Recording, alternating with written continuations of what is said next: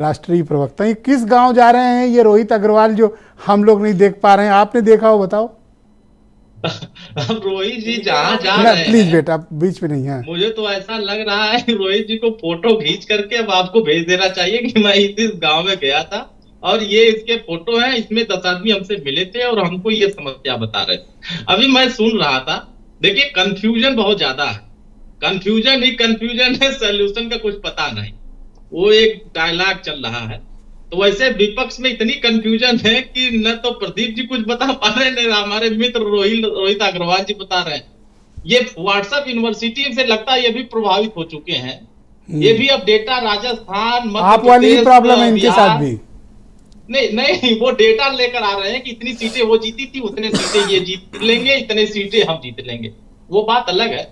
हम धरातल पर काम करते हैं और धरातल की हकीकत हम बता रहे हैं। 22 तारीख को जब प्राण प्रतिष्ठा कार्यक्रम होगा, अभी हाल ही में माननीय प्रधानमंत्री जी आए थे अयोध्या, जब से अयोध्या से वो गए हैं, सिर्फ और सिर्फ चर्चा माननीय प्रधानमंत्री जी के और माननीय मुख्यमंत्री जी की हो रही, कहीं से चर्चा विपक्ष के किसी नेता की नहीं हो रही। और ये कह रहे हैं कि हम चर्चा में बने हैं, हम लड़ रहे हैं, कहां लड़ रहे हैं? जनता भी तो पूछ रही है कि लड़ किसके साथ रहे हैं। नहीं, मैंने पूछा, कह रहे हैं 80 में 80 जिताने सीट, के लिए 80 में 80 सीट कह रहे हैं रोहित लड़ेंगे। तो लड़ाई वही तो पूछ रहे हैं कि वो लड़ कहां रहे हैं, जुबान पे लड़ रहे हैं। अभी ये भी कह रहे हैं कि हमारे बारे में चिंता कर रहे हैं। हम 6 महीना से इस बात को कह रहे हैं कि उचित समय पर निर्णय होता। और आप लोग भी चिंता जाहिर कर रहे थे कि माननीय ओम प्रकाश राजभर जी की बात बन क्यों नहीं रही। हमारी बात तो बनी हुई है और बनने का ही नतीजा है कि माननीय गृह मंत्री से मुलाकात हुई है, माननीय राष्ट्रीय अध्यक्ष आदरणीय जेपी नड्डा से मुलाकात हुई और माननीय मुख्यमंत्री से लगातार बात हो रही। अब वो समय आ गया है नजदीक, तो पर ऐसा क्या है कि मिल तो सबसे ले रहे हो, काम नहीं हो रहा है? नहीं, बिल्कुल ऐसा नहीं। आप बताइए कि 6 महीने में हमने माननीय अमित शाह जी से कोई मुलाकात हुई हो या माननीय जेपी नड्डा जी से कभी मुलाकात हुई हो इस संबंध में कि ये सारी चीजें स्पष्ट होने जा रही हैं? जब चीजें स्पष्ट होनी होती है तो मुलाकात हो जाते हैं।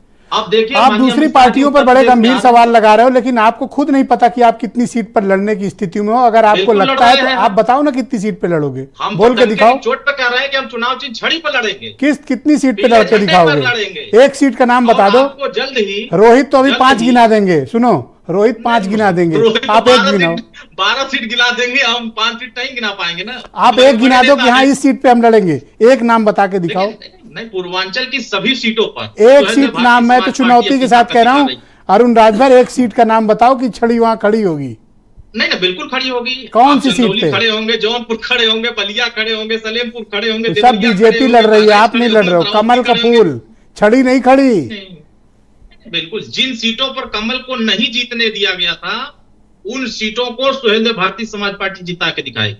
और पश्चिम में भी आप देखेंगे कि जहां रोहित जी का प्रभाव है, पश्चिम में बड़ी संख्या में कितनी सीट मांगे हो बीजेपी से? चाहे एटा हो, एटावा हो, कन्नौज हो, कासगंज हो। अरे रुको, कितनी सीट मांगे हो? देखिए, अभी सीट बट कहाँ रही है कि हम मांग लेंगे? तो इनसे कैसे पूछ रहे हो कि इनको सपा ने दिया कि नहीं दिया? जब आपको बीजेपी ने नहीं दिया तो सपा ने इनको भी नहीं दिया। जब आप दो को मिल जाएगी, इन्हें भी मिल जाएगी। आप और दो रिसीविंग एंड पे खड़े हो, जो मिल जाए चुपचाप ले लेना और ना मिले शोर न करना। ये लोग खड़े हैं जहां 4 बैठक करने के बाद बयान आता है कि ये लोग आते हैं, खाना खाते हैं, हाथ धोते हैं और चले जाते हैं। वो लोग बैठक करके अगर यह बात हमारे लिए कह रहे हैं तो हम हाथ धोते हैं, खाना खाते हैं और हाथ पोंछ के नहीं चले जाते हैं। हम बातों को क्लियर करके आते हैं।